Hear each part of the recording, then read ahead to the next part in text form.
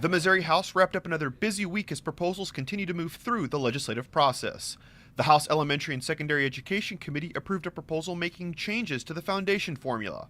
House Bill 1043 changes the way money is distributed to schools when the foundation formula isn't fully funded.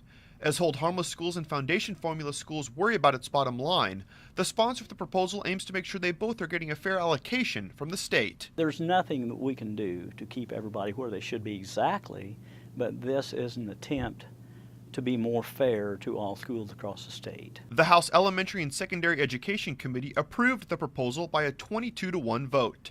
The bill must be approved by the House Rules Committee before heading to the floor for debate. In your estimation, do you think that... With the 2012 legislative session in full swing, lawmakers have begun working on the state's 2013 budget. Governor Nixon calls for a 14% cut to higher education. Several lawmakers don't agree with the $89 million cut. I wish that he would be a little more sensitive to or committed to the problem of higher education in the state of Missouri. Lawmakers face a more than $500 million hole in this year's budget because they will not be able to use any of the federal budget stabilization funds to fill the holes in the budget.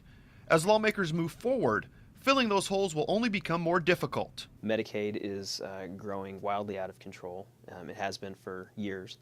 And the federal government requires us to spend money, certain amounts of money in programs to get matching funds and so forth. So if they continue to put federal mandates on us, it's just going to make the problem worse. The governor's budget predicts a slight increase in general revenue funds for fiscal year 2013.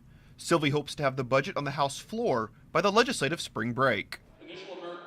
Rounding out the week, several lawmakers from the Joplin area presented resolutions to several of the AmeriCorps members for their work following the Joplin tornado.